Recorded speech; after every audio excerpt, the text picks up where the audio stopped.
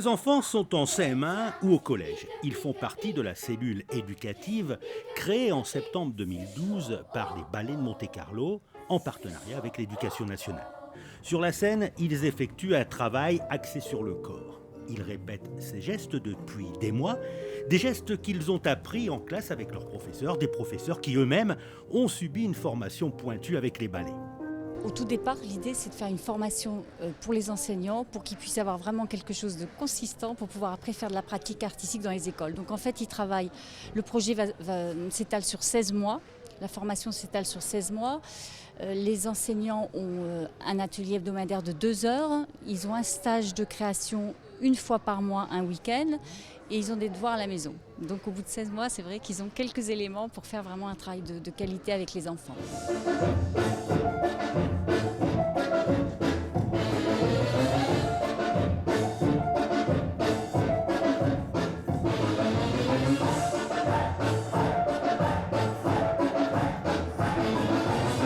L'objectif est d'expérimenter les différentes activités liées à la création artistique au travers d'ateliers pédagogiques. Les enfants travaillent l'expression scénique, théâtrale et corporelle. Plus tard, ils sont rejoints sur scène par leurs professeurs avec qui ils ont répété les chorégraphies. C'est à la fois une aventure humaine, une aventure pédagogique et une aventure artistique. Et même s'il y a des règles à respecter, les relations n'ont pas été tout à fait les mêmes que celles d'élèves à professeurs rencontrés en classe. Excusez-moi! Les enfants et les parents doivent adhérer et c'est pour ça que nous aussi, enseignants, nous avons décidé de nous inscrire à ce projet adulte aussi pour vivre ce que les enfants vivent et puis je pense que ça nous apporte aussi de comprendre les difficultés que les enfants peuvent avoir. Ils ne sont pas danseurs, ils ne sont pas chanteurs, ils n'ont pas forcément choisi.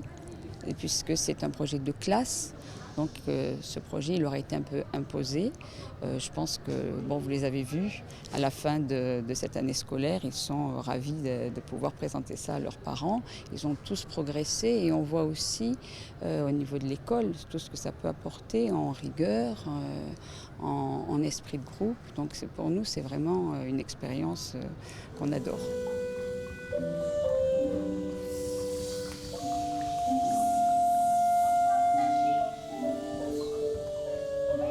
Travailler ses appuis, sa coordination, sa posture et le chant, cela permet de développer de nouvelles aptitudes. La timidité, qui reste la hantise de l'adolescence, se transforme et s'améliore. Les élèves prennent confiance en eux et s'épanouissent. Alors là, c'est un work in progress, donc on a plein de progrès à faire jusqu'en décembre, mais dans l'ensemble, je trouve qu'il y a déjà des très belles bases, il y a déjà une très belle qualité. Bon, bien sûr, il y a plein d'imperfections, il va falloir encore travailler, mais pour l'instant, là où on en est, je suis satisfaite.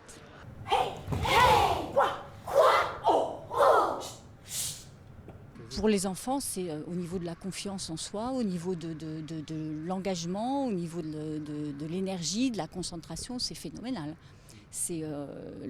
Alors, par contre, pour eux, le chemin parcouru, c'est incroyable. Ça fait vraiment plaisir de les voir, des enfants très introvertis, des enfants... pour tous, il n'y a pas un enfant où je peux dire le projet ne fonctionne pas. Donc c'est vrai que c'est quand même assez ludique, exigeant. Donc il y a le côté jeu qui fait passer un petit peu toutes les consignes, toute l'exigence. Puis au bout de l'exigence, il y a des progrès. Donc les enfants, ils sont fiers de ce qu'ils ont fait, ils sont valorisés et voilà, ça fonctionne.